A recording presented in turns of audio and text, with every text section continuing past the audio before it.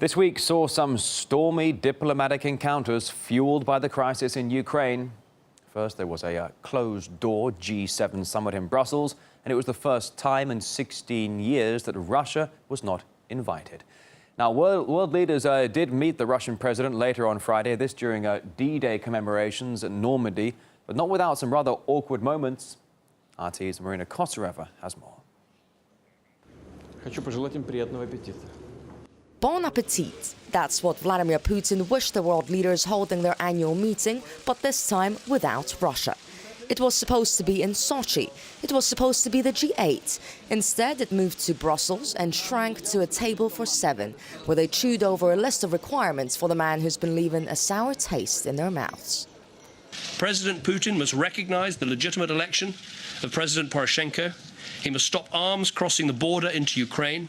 He must cease Russian support for separatist groups. So the G8 becoming a G7 wasn't the only thing counting down, with the clock apparently now ticking to force some action. We will have a chance to see what Mr. Putin does over the next 2, 3, 4 weeks. And the group finally cooked up an ultimatum. If these things don't happen, then sectoral sanctions will follow. They're accusing Russians, completely without any basis, of having troops or smuggling in supporters, of smuggling in weapons. These are completely scurrilous charges, and yet they're putting them out there to justify their own aggression. With hard talk still fresh on their lips, the leaders had to face Putin shortly after.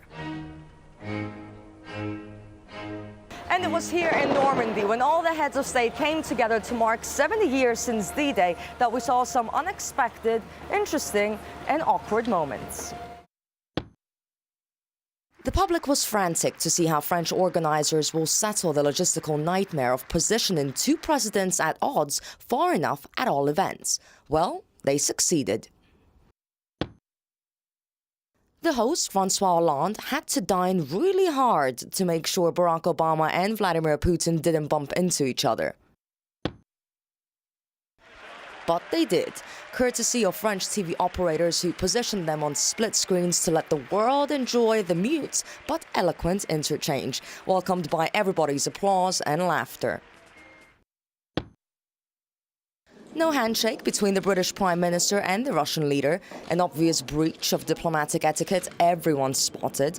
The good news, though, they did amend that after the meeting, but off camera. Lots of mainstream media chose this particular image, reveling in the gulf that's opened up between the world leaders and the defiant Russian president. But if the plan was indeed to isolate Mr. Putin, it failed miserably. By the end of the day, not only did he have a word with Barack Obama, their first personal encounter since the beginning of the crisis in Ukraine, but he also talked to the country's new president, Petro Poroshenko. They all showed unity worthy of the D-Day commemorations, that the bloodshed in Ukraine must end. And Vladimir Putin sees only one way that can be done now. The punitive operation must be stopped. Shooting the injured does not help the negotiating process. It's the Kiev authorities and pro-federalization activists who should sit at the negotiating table. Marina Kosar reporting from Normandy for RT. And after threatening Russia with further sanctions at the G7 talks, European leaders did use the D-Day event as a backdrop for separate meetings with the Russian president.